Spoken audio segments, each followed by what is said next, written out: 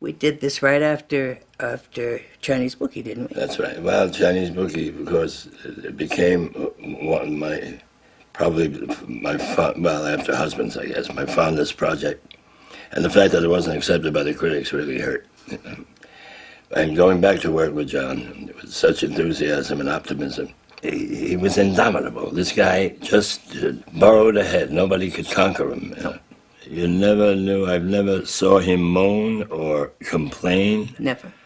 So the fact that the Chinese Bookie hadn't done well financially, he still put up his own money to do opening night. Yep. Didn't stop him. What are you thinking about? Are you home? Am I home? Oh, God. What do you mean, am I home? Well, I remember the first day of shooting, for instance. I was really, came down to Pasadena, right? Yeah. I thought it would be a theater the size of the Morosco or the Booth or the Music Box. No, it seemed like Radio City Music Hall. It was 3,000 people could fit. It's unbelievable. I said, now wait a minute. Now he's going to have to fill this with extras, right? And they showed up. Real people, not extras. Put a little ad. Put a little ad in the Pasadena paper, right? And said anybody who has. They not only show, they show up in black tie and long, and then the reaction to the material. Oh, you could never get that from real professional extras. They were so wonderful. Terrific. It's hard to cover it up. Congratulations. It's hard to cover it up. It is very hard to cover it up. My heart.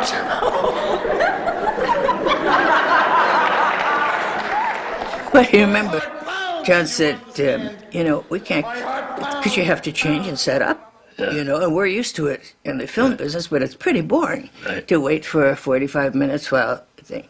And John said, we can't expect them just to sit there. He'd go out and entertain them. Go out and entertain them. He said, go out and do that slow motion boxing you do. I said, Johnny, I have heels this high, I have tight black dress, a hat. Yeah. He said, go on, I do it. That doesn't matter, they'll understand. And so I did. And then they had, all the other guys, I think it was Draper, went out and sang. Right. And Finnegan Right. went out and sang, and then they told stories just to fill up that thing. And they just sat there so nicely, so appreciative. And then, of course, there's Joan Blondell and Paul Stewart and these people who never worked in this fashion before. So Joan Blondell just didn't know where the camera would be, you know, because he's following her with the handheld. She said, is he going to follow me to the bathroom? Is he going to follow me all over with that thing? What is that thing? What did he do? She said, I can't tell whether anyone's acting or not, or they're just talking. Are they acting? Are they not? Are we on a break? She was so sweet. She was thorough. So Joan played it and played it, and she was lovely. After she found out what she was supposed to do, she was lovely. And she was supposed to do nothing. Yeah, just relax. And she was, I don't know if the word endearing is good enough for her. She got a Golden Globe nomination. Yeah, Are you kidding me? It's wonderful. This is my wife. She's a princess. See my kids? I got a lot of kids.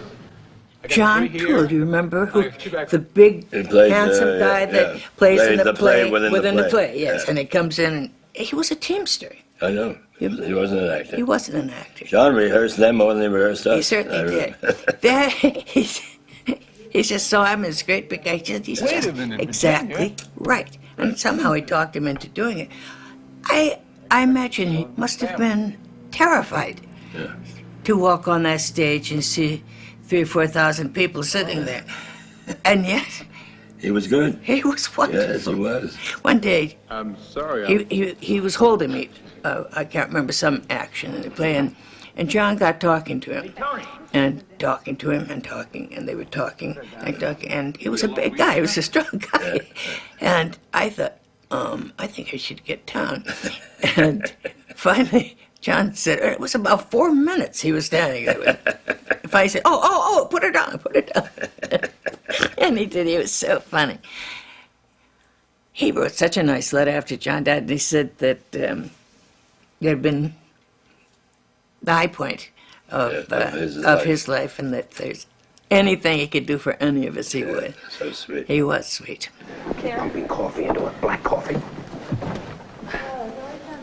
Your drunk scenes are terrific. I You love did another one in A Minnie in Moscow. It said, you know who talked about that with me? Audrey Hepburn. Really? She thought that was a wonderful scene where you're falling down the stairs, you know. How beautifully you did that, how, like a dancer, she said. And yeah, and then you did like a dancer. It was wonderful. tus trailers, Wonderful. And I have to visita mi make you. canal. And you have to- Yeah, make you, but we And my never face rehearsed is- it. I know. Putting that makeup on, Oh, which is that was impossible it. when someone's And we did doing it in that. one, you know. I mean, the once. first time was good. That's right. He covered it a little bit with the handheld, but the first time out, we struck gold. It was never better. But only John could get away with that. Yeah. An actress that drunk, you'd put her in a hospital. You know, he put you on stage. I've acted with actresses that drunk. In those days, you were a teetotaler, more or less. Well, compared to you guys, You're right. God, the booze we consumed. John was very interesting in the way he wrote the men movies and the women movies as people broke them up. And truly they were. I can understand how he knew about the guys. But really, I never was quite sure how he knew so much about women. And faces and stuff, when those older women were acting with Seymour and he could just make all their dreams, you could see what they were as younger people and what they're striving for. And That kiss in Faces, for instance, where Seymour kisses the older lady, was so beautiful. beautiful. Beautiful, beautiful. You never saw that in film. In all of his movies, actually, he shows a great deal of compassion and understanding. Menopause? He liked women. I'm not ready to play grandmothers yet. You know, you're very clever. If I'm good at this part, my career is severely limited. Limited to what? Once you're convincing in a part, the audience accepts you as that. As what? As old, that's what old. Well, was it really, the fear of aging the main issue in her? I personally think she just didn't want to be in a lousy show. The writer, Joan Blondell, she was the one who was really age conscious. And she was pushing it and pushing it. How old are you? Well, if you can't say your age, then you can't accept my play. My character was also getting old and Older. And not able to play the young part. She couldn't, so she could see the handwriting on the wall. This girl who haunts you, who keeps showing up, is part of her existence in your imagination, or is she real? Does she really get killed out there, or is it a metaphor for something else? I thought that it was my imagination. Right. I'm the one that saw her get killed. Yeah. I'm the one that said, "Stop the car." So Right. there was a girl, and then I'm the one that called the police. Yeah. Then I'm the one that was there when I got rid of her at the end. But nobody else really seemed to really see her. What the hell are you doing? If I could rid myself of you. Are you going over your lines? I definitely thought that it In was your imagination. That's what I thought. What was the name of that girl? Laura She Johnson. was good. Yeah, she was in Harry Master George's. Very Place. pretty girl. The music. Beautiful girl and very talented. Harry came up with, he had a great acting class out here, and he was a friend of John's. They'd gone to school together. So he called and he said, "You should really try this girl out because she's wonderful." And she was. Yes, she was. I'm 17 years old. I like sex. I like to turn people on. And that's what the theater is. It's sex. People say that John is so realistic, and that young girl of my imagination, and it was so surreal that it was hard to understand. It did seem surreal, but we actors know that is realistic because actors use anything they can to get to where their character has to be, and sometimes they make up amazing things, or they do amazing things that sane people wouldn't do. And she did. Myrtle did need her, and she needed the youth, her youth. I want youth. super strength, dream building, happiness, fun, emotion. Babe. Practically anything. Babe. No. I love you. No. I love you. Hey, no. I am Superman! Hey. I realized how dangerous it is to try to recapture what you had when you were young. It's dangerous. Yeah. It's not right. It's not in rhythm with the world. And so I thought that that was a wonderfully conceived idea by John. Yeah. John talked about aging a great deal during the shooting of this picture. Yeah. I mean, he might have been talking about himself, too. I think maybe. Yeah. When I look at my face in the mirror when I'm shaving in the morning, you know what I see? I can see it then in my face. It's hard to cover it up. There's something deeply cynical about my face. And then he said that funny line. He said, we're not the same.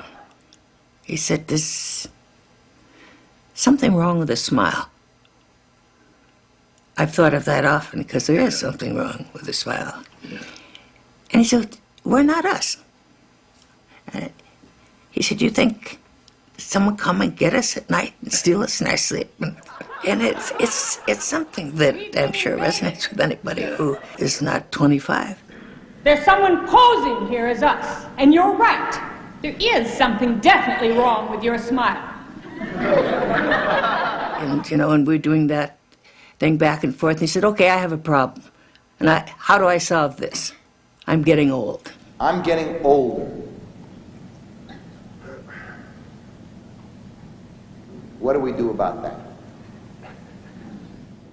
And it really hit me on stage. I do want to be your friend. Yeah, well, I don't want to be your friend. It was not the script. No. We were doing it there on stage for the first time while they were shooting. Yeah. Terrific. The point is, it didn't seem loosey-goosey, improvised. It seemed structured.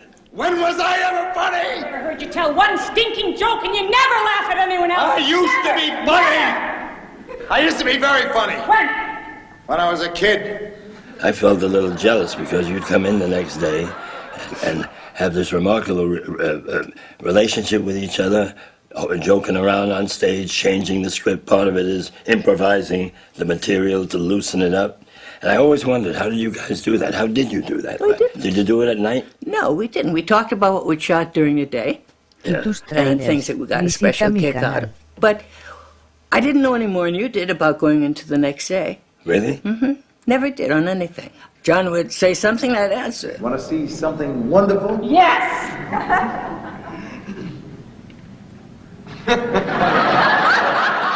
And he'd have a certain attitude, and I'd have an attitude back. And, What you call good actors. The place where he starts to go like this, and I act like that. Yeah. I didn't know that was coming. The shaking of the people- hands? Yeah. Like that. And then they said, put your leg out. Could you raise your right leg? The other way, please? No. The other way, please. And that was the first time you had heard those lines? Absolutely. Remarkable, because really, I'm not kidding. It seemed like it was rehearsed at home. I thought, oh, those guys, that's what they do. They go home and they rehearse. I guess a lot of people would rethink that, but we didn't. Well, the scene with Zora Lambert, when Zora and I, you say it's a strange marriage, and I got into that scene expecting, well, she'll freeze me out, she'll be sulking, and the phone will ring, you're on the phone asking me to come up, and she'll get jealous, and you'll see a close-up of her face. The way I directed with the jealousy, maybe tears coming in. No, she started making faces, doing them, falling off the bed, annoying me, pulling on me, etc., etc. And that was all a surprise, and it made the scene work, of course. She was wonderful, The and thing you're with trying John to is- keep your Keep star right. from being hysterical, and your wife from leaving you, and That's she's right. she's going That's right. sinuously Yeah, across the bed, and she was funny. And not letting her know how much affection I feel toward you and all that stuff. Yeah, she was wonderful in the scene. And you see, you have no sense of humor. I told you that. And then, of wanna course, argue with who it, would don't know? I thought Al Rubin, for instance, was the producer, the money man. I didn't know. That was the best kept secret from me, that he was going to photograph. He was our DP, our director of photography. Until I got down there You did? to see him ordering people around. I said, what, you the cameraman? Yeah. How about this? Yeah, well, I thought the camera work was first class. Oh, I did too. And And people looked, the faces were wonderful. Yeah. People looked good. Al taught himself too. And self-taught. Yeah, he was self-taught. He did faces. I know. And I asked That's his John. favorite picture, faces. I asked John at the time. I said, "What is it that it makes one cameraman better?" I said, "What quality is it?" And John said, "For me," he said, "it's the skin." Yeah. He said, "When I want to reach out and touch the skin," Yeah. he said, "then the cameraman has done his work." Right. And Al certainly did. He was wonderful. No tricks. No. No. Just some beautiful, gorgeous. I seem to have lost the reality of the reality. All of those huge pictures hanging as backed up on the of... wall of the old Greek lady. Yeah, that Sam Shaw had taken when he was there with Tony Quinn, actually doing Zorba. He went around all the islands taking the... I met Sam Shaw in 1955 when he came backstage with Joe DiMaggio when Joe was married to Marilyn Monroe. Really? To see me in Canada on Tin Roof. He seemed to have been the favorite sounding board and amanuenses of artists. Yeah. John just and loved John him. used them a great deal to throw ideas at him, to walk the floor. And his knowledge of art was extensive. Yes, I know. And he wasn't interesting. verbal. He was not a verbal No, person. no. But he was highly intelligent. Yeah. And they do John the posters together. They start doing the posters before they made the film. No, I mean, they started doing the campaign before they made the film. I They love love that that about part. John, yeah. Well, we never talked about John in that regard. His sense of PR, his sense of publicity was terrific. His sense of style, his ad campaigns wound up to be wonderful. The one for Woman Under the Influence was terrific. And then we just jump up and go put them all around. Well, me, John, and whoever, we go with the rolls of posters for husbands, put them all over New York. Yes. Must have visited 9,000 bars and restaurants. And people loved them. They were happy to put them up. Yeah. They were beautiful posters. They were. They were beautiful. And Sam And not has just a one. great deal of John would responsibility. never have one poster, there'd be 3 different ones. Yes. When you think of it, all independents can hardly get the money to finish a film, Right. much less by Publicity, advertising that's right. in the newspapers Right. or magazines Yeah. or, God forbid, television. Right. It's just You can't. more than the movie costs. So then he and Sam came up with making those beautiful posters. Well, you know better than I do about the money problems at issue often when John made a picture because it was money. The money was going, and it was his money, and we had to close down the picture for a month. Yeah. So he could, and nobody moved, nobody took another job. Isn't that interesting? Nobody. He said, "We're going to make it. Give me some time," and then he came back in a month, Everyone. and he had the picture.